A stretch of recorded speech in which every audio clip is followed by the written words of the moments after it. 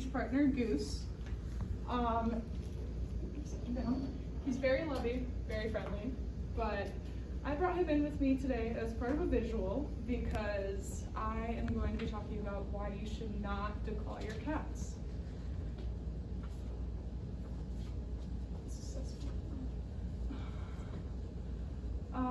So how many people in here like cats or have a cat?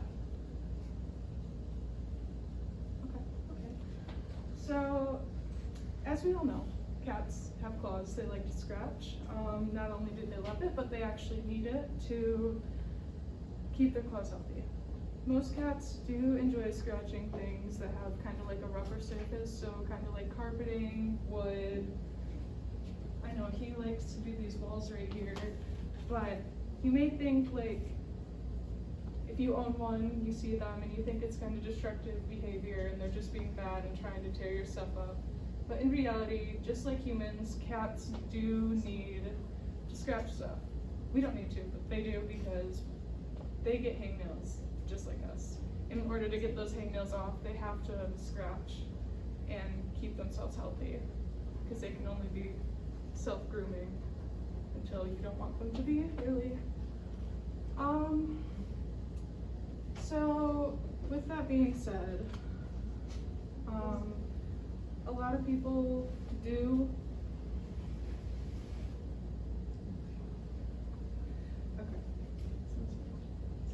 a lot of new cat owners, because they think they're destructive behaviors rather than them like learning alternatives. He's something else. They'll rather, like, instead of taking the time to train the cats or getting them a scratching post or anything like that, they'll rather declaw them because they don't know the full facts behind them and what goes on during the procedure. As most of you probably have heard of the term declaw, you probably just think, well, oh, their claws are getting removed. That's actually wrong. It's more than their claws. It's actually the amputation of all 10 of their bones, their first bone in their finger, along with the claws. So as you can see up there, if all of you hold up your fingers, imagine like grabbing right here. Imagine waking up one day and just having no fingertips or nothing from your third knuckle. That's pretty much what a cat has to go through when it is declawed. You can see all of it. Yes. So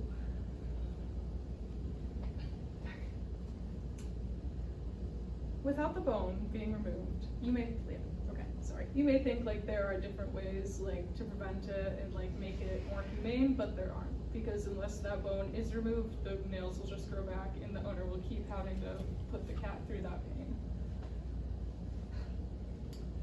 So with it being the amputation of 10 bones, assuming that that's only the front set of claws being declawed and not the back, it puts them in a very immense amount of pain. Most vets will tell you that they're only going to be in pain for like the first 2 days until like a little after the anesthesia wears off from the procedure, and like they'll keep them there for 2 days under their supervision and tell you just to monitor a little bit when you get home, but they're wrong. After all of that, cats can end up having multiple physical issues and, in most cases, behavioral issues.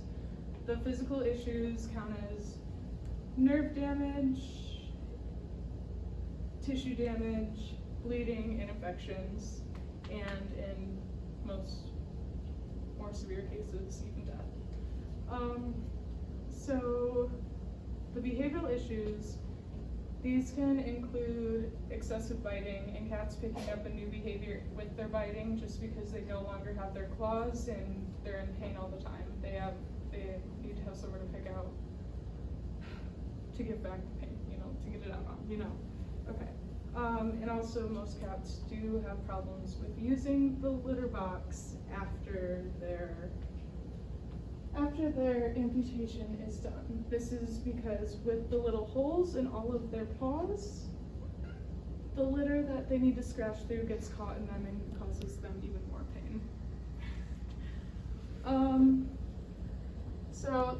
50% of cats suffer at least one behavioral problem after they are declawed. This was said by the American Veterinary Medical Association. And one last reason. So you shouldn't declaw your cats for many reasons. Like I said, it's very inhumane, very unsafe. It'll cause behavioral issues and physical issues. Another reason is a lot of cats are sneaky. They are so sneaky, and at least some point in their lives will try and run outside just to see what's out there. I'm so sorry. And with that being said, there are many predators to cats that live outside in the wild, and if your cat goes out and doesn't have a way to defend themselves with their claws, the chances of your cat coming back safely and unharmed is very low, especially if it's their first time outside.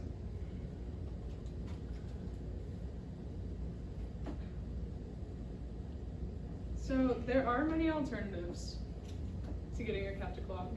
A lot of people suggest just getting a basic cat scratching post. It's very simple. Obviously, it will take a little bit of training for your cat to learn, but with that little bit of time you'll put in, I'm sorry, I'm making sure he's not doing anything wrong. With that time you'll put in with your cat, you'll see a huge difference. Most people, if it doesn't work right away, they'll even try putting the post in front of the area and personal item that they don't want to be scratched. Some other arrangements are pretty much clipping the nail. You can clip it without declawing it. Most owners will go by, there's something called a quick line on a cat's nail. It's down every middle of the nail, about a little bit above, kind of like an eighth of an inch. Obviously consult with your vet before you want to cut your kitten's nails, but yeah. Sorry, I'm a little lost. Someone's reading me something.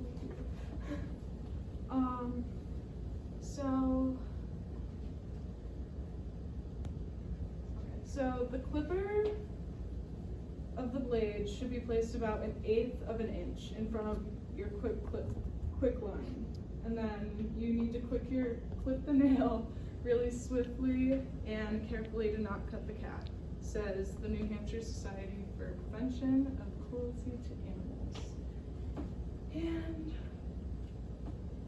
one last alternative is a product called soft paws. Soft paws are little things that you can buy on Amazon or at a lot of different pet stores.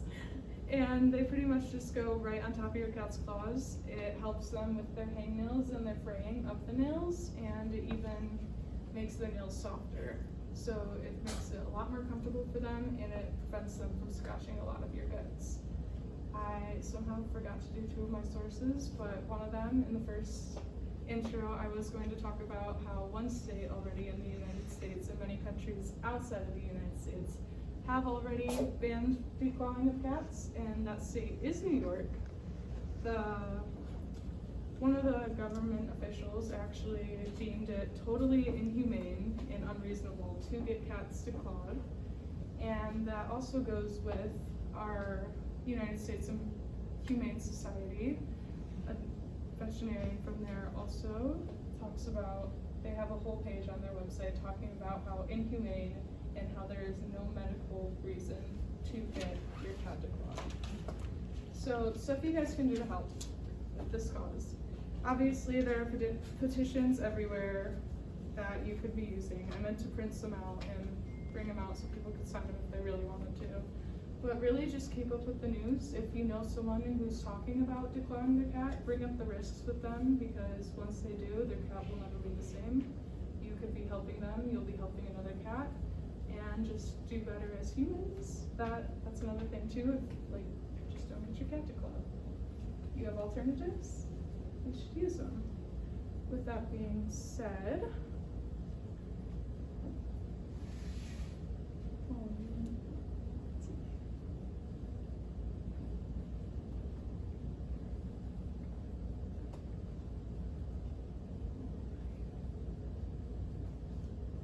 This is another example of what goes on during the surgery. As you can see, there's that piece of bone that gets cut out right at the front, causing holes. And then this is a before and after of a kitten's paw and the result of the amputation. Take care of your furry friends. Bless you.